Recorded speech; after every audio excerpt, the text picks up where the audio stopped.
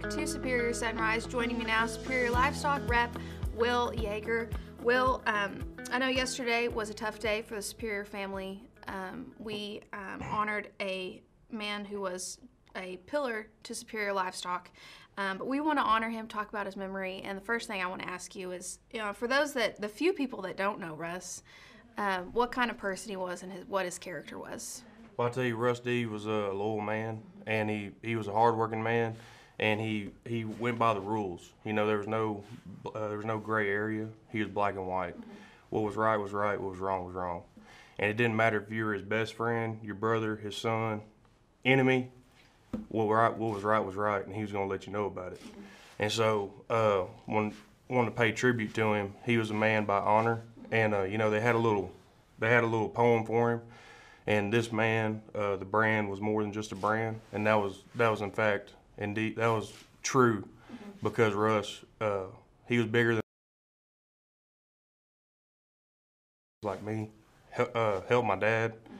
Mm-hmm. Russ and Dad rode up 1987 to Buddy Jeffrey's house in Ennis, Texas, and got Dad an interview, and Dad didn't know it, but that changed our life forever. Yeah. So, I'm a Russell D product. Yeah. Proud of it. Well, tell me about some of your, I know you've been in this family for a long time, so what's some of your earliest and best memories of Russ? Well, I called around to get some good memories of him, and so I don't hog all the memories of him, but I called Charles Stevens, and Charles, when he started, Russ bought a load of heifers from him, and the contract says 76 heifers at 600, and so Charles, not knowing any better, he loaded 78.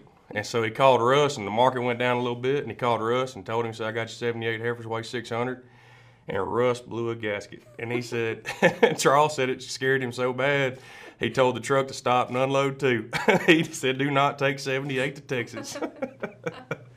So so from here on out, Charles says he loads the contract. Yeah, black and white. That's right. Also, what was the story about the Jersey calves?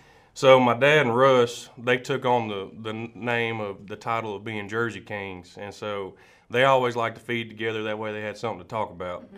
And they started feeding some jerseys, and they thought they looked cheap, but they wasn't cheap enough, and they lost a bunch of money.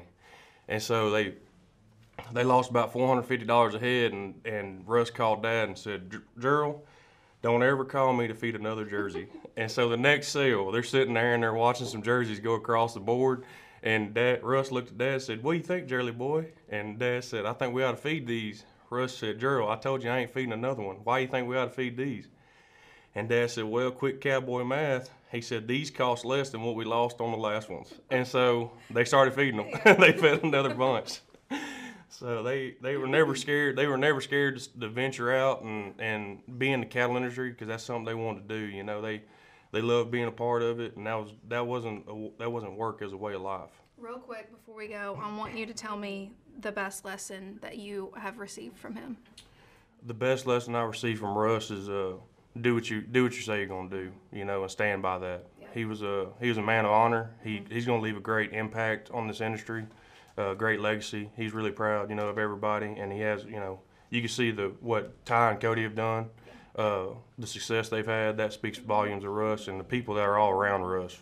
Yeah. The success we received, being from him and learning those lessons. So if I said anything, it'd be stand by your word. Yeah, good word to live by. Well, thank you so much for being here to honor somebody that we will definitely be missing here. Appreciate having you on. Don't go anywhere. We've got more Superior Sunrise up next.